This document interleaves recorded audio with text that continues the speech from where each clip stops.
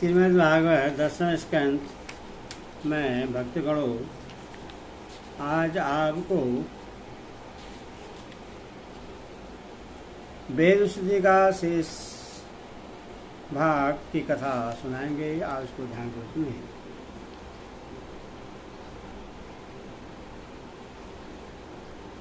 प्राणियों का जन्म कैसे होता है? अज्ञान के कारण प्रकृति को पुरुष और पुरुष को प्रकृति समझ लेने से, एक दूसरे के साथ सहयोग हो जाने से, जैसे बुलबुला नाम की कोई स्वतंत्र वस्तु नहीं है, परंतु उपादान कारण जल और निमित्त कारण वायु के सहयोग से उसकी सृष्टि हो जाती है। प्रकृति में पुरुष और पुरुष में प्रकृति का अध्यास एक में दूसरे की कल्पना हो जाने के कारण ही जीवों के विविध नाम और गुण रख लिए जाते हैं। अंत में जैसे समुद्र में नदियाँ और मधु में समस्त पुष्पों के रस समा जाते हैं, वैसे वे सब के सब उपाधि रहित आप में समा जाते हैं। इसलिए जीवों की भिन्नता और उनका पृथक अस्तित्व आपके द्वारा नियंत्रित है। उनकी प्रथम स्वतंत्रता और सर्वव्यापकता आदि वास्तविक सत्य को न जानने के कारण ही मानी जाती है। भगवान सभी जीव आपकी माया से भ्रम भटक रहे हैं। अपने को आपसे पृथक मानकर जन्म मृत्यु का चक्कर काट रहे हैं, परंतु बुद्धिमान पुरुष इस भ्रम को समझ लेते हैं और संपूर्ण भक्ति भाव से आपकी शरण ग्रहण करते हैं, क्योंकि आप जन्म मृत्यु के चक्कर से छुड़ाने वाले हैं। यदि भी शीत, ग्रीष्म और वर्षा इन तीन भागों वाले काल कर्म आपका भूरि विलास मात्र है, वह सभी को भयभीत करता है, परंतु वह उन्हीं को बार बार भयभीत करता है जो आपकी शरण नहीं लेते। जो आपके शरणागत भक्त हैं, उन्हें भला जन्म मृत्यु संसार का भय कैसे हो सकता है? अजनबा पर हो जिन योगियों ने अपनी इंद्रियों और प्राणों को वश में कर लिया है, वे भी जब गुरुदेव के चरणों की शरण न लेकर उस खल एवं अत्यंत चंचल एवं मन तुरंग को अपने वश में करने का प्रयत्न करते हैं, तो अपने साधनों में सफल नहीं होते। उन्हें बार बार खेद और सैकड़ों विपत्तियों का सामना करना पड़ता है। केवल शर्म और दुख ही उनके हाथ लगता है। उनकी ठीक वही दशा होती है जैसे समुद्र में बिना कर्णधार की नाव पर यात्रा करने वाले व्यापारियों की होती है। तात्पर्य यह है कि जो मन को वश में करना चाहते हैं, उनके लिए कर्णधार गुरु की अनिवार्यता आवश्यक है। भगवान आप अखंड आनंद स्वरूप और शरणागतों की आत्मा है। आपके रहते स्वजन पुत्र देह स्त्री धन महल पृथ्वी प्राण और रथ आदि से क्या प्रयोजन है? जो लोग इस समय इस सत्य सिद्धांत को न जानकर स्त्री पुरुष के संबंध से होने वाले सुखों में ही रम रहे हैं, उन्हें संसार में भला ऐसी कौन सी वस्तु है जो सुखी कर सके? क्योंकि संसार की सभी वस्तुएं स्वभाव से ही विनाशी हैं, एक न एक दिन मटिया मेट हो जाने वाली हैं। और तो क्या वे स्वरूप से ही सराहीन और सदाहीन हैं। वे भला क्या सुख दे सकती हैं?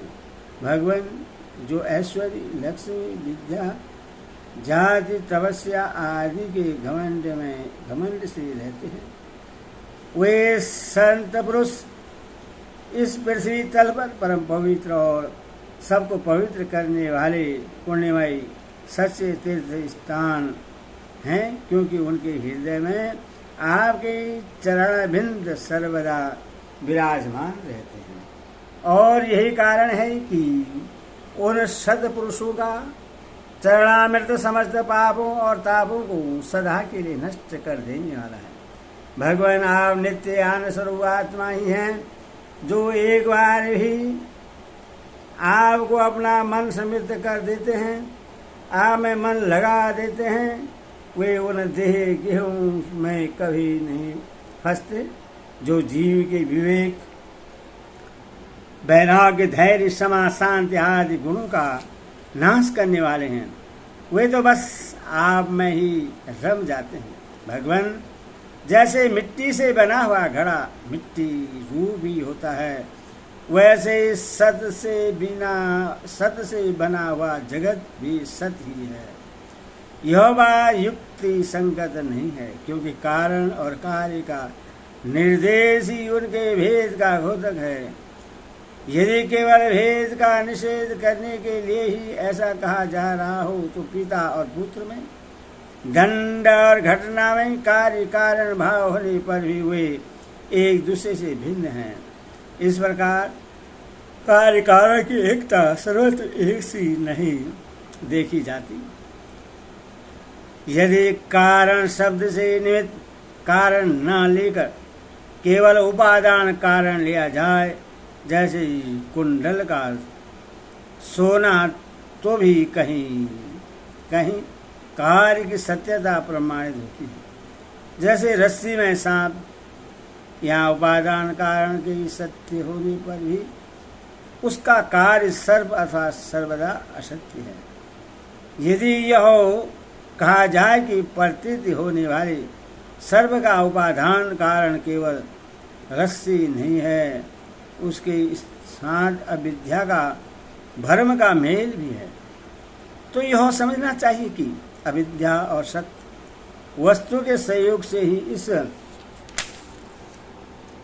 जगत की उत्पत्ति हुई है। इसलिए जैसे रस्सी में प्रतीत होने वाला सर्व मिथ्या है, वैसे इस सद वस्तु में अविद्या के सहयोग से प्रतीत होने वाला नाम रूपात्मक जगत भी मिथ्या है। यदि केवल व्यवहार की सिद्धि के लिए ही जगत की सदा अभिष्ट हो, तो उसमें कोई आपत्ति नहीं, क्योंकि वह परमार्थिक सत्य न होकर केवल व्यवहारिक सत्य है। यह भ्रम व्यवहारिक जगत में माने हुए काल की दृष्टि से अनादि है, और अज्ञानी जन बिना विचार किए पूर्व के भ्रम से प्रेरित होकर अंध परंपरा से इससे मानते चले आ रहे हैं। ऐसी स्थिति में कर्म फल को सत्य बतलाने वाली स्मृतियां केवल उन्हीं लोगों को भ्रम में डालती हैं जो कर्म में जड़ हो रहे हैं, और यह नहीं समझते कि इनका तात्पर्य कर्म फल की नियंता बतलाने में नहीं, बल्कि उनकी प्रशंसा करके उन कर्मों में लगाने में है। भगवान वास्तविक बात तो यह है कि यह जगत उत्पत्ति के पहले नहीं था और पल्ले के बाद भी नहीं रहेगा। इससे यह सिद्ध होता है कि यह बीच में भी एक रस परमात्मा मिथ्या ही प्रतीत हो रहा है। इसी से हम श्रुतियाँ इस जगत का वर्णन ऐसी उपमा देकर करती हैं कि जैसे मिट्टी में घड़ा, लोहे में शस्त्र और सोने में कुंडल आदि नाम मात्र है। वास्तव में मिट्टी, लोहा और सोना ही है। वैसे ही परमात्मा में वर्णित जगत नाम मात्र है, सर्वदा मिथ्या और मन की कल्पना है। इससे नासमझ मूर्ख ही सत्य मानते हैं। भगवान जब जीव माया से मोहित होकर अविद्या को अपना लेता है, उस समय उसके स्वरूपभूत अनादि गुण ढक जाते हैं। वह गुणजन्य वृत्तियों, इंद्रियों और देहों में फंस जाता है तथा उन्हीं को अपना आपा मानकर उनकी सेवा करने लगता है। अब उनकी जन्म मृत्यु में अपनी जन्म मृत्यु मानकर उनके चक्कर में पड़ जाता है। परंतु प्रभु जैसे सांप अपने केंचुअल से कोई संबंध नहीं रखता, उसे छोड़ देता है, वैसे आप माया अविद्या में कोई संबंध नहीं रखते, उसे सदा सर्वदा छोड़े रहते हैं।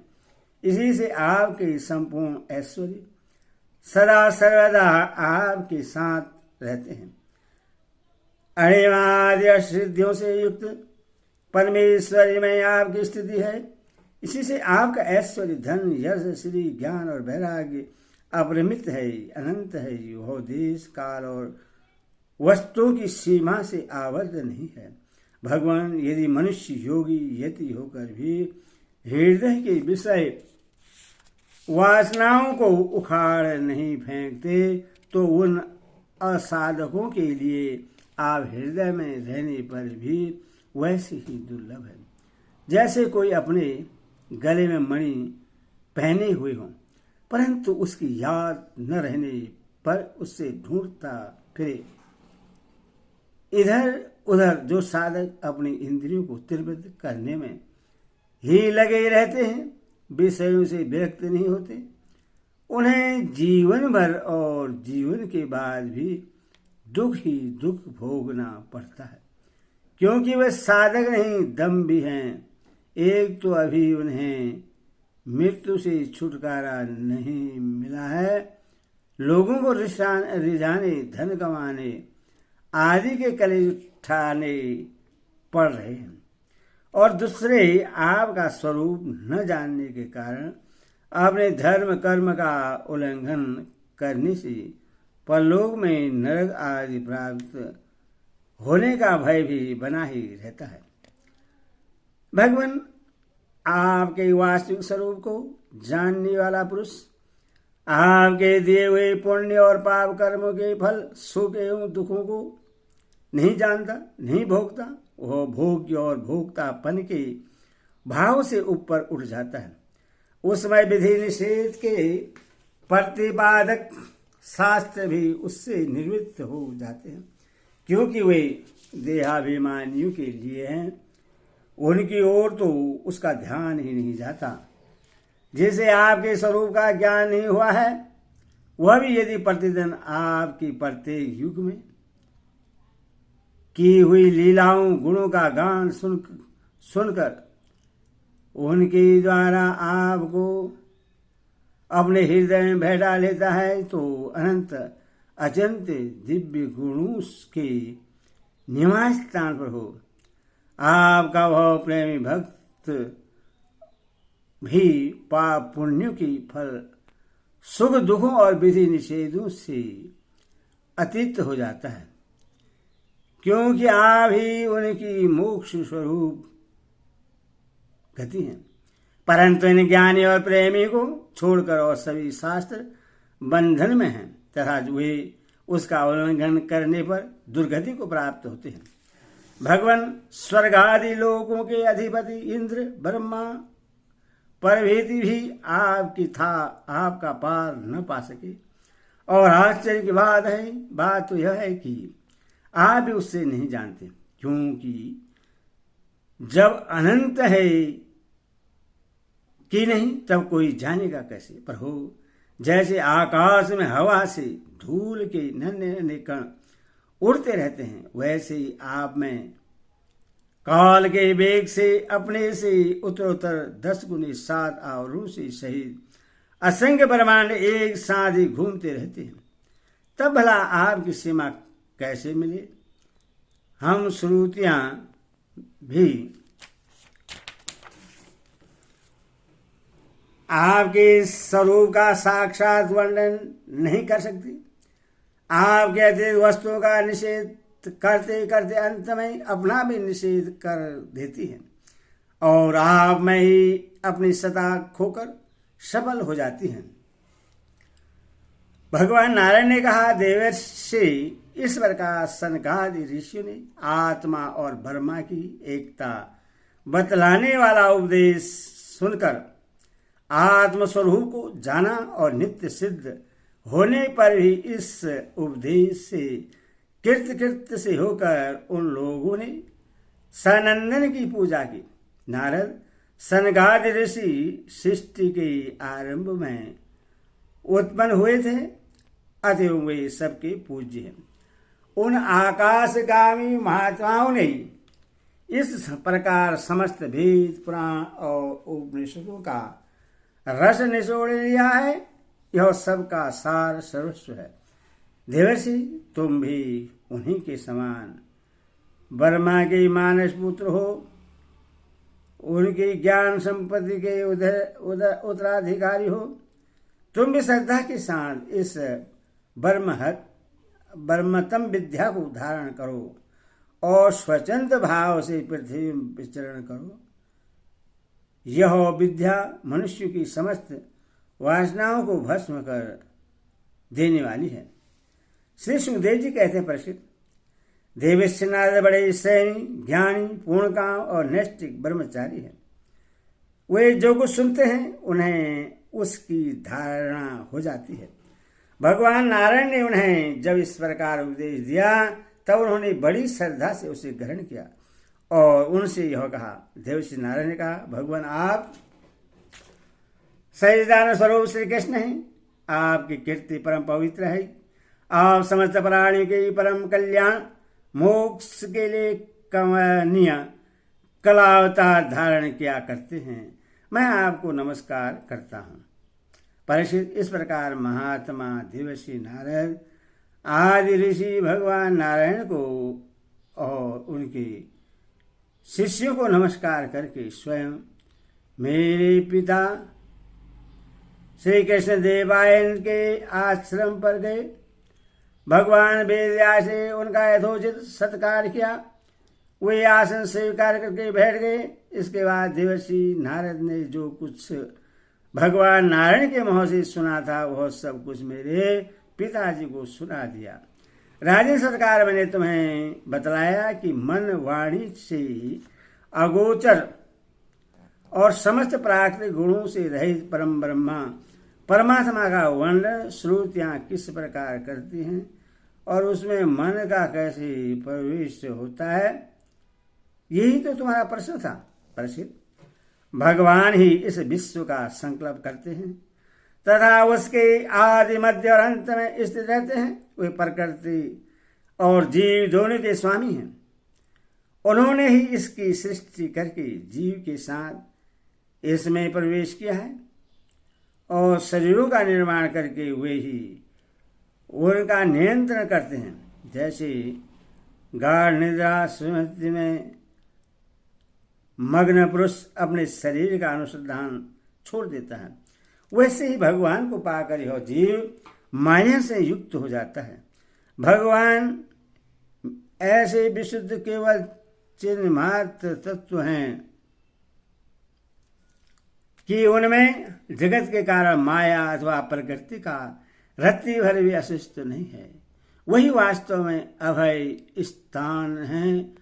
उनका चिंतन निरंतर करते रहना चाहिए।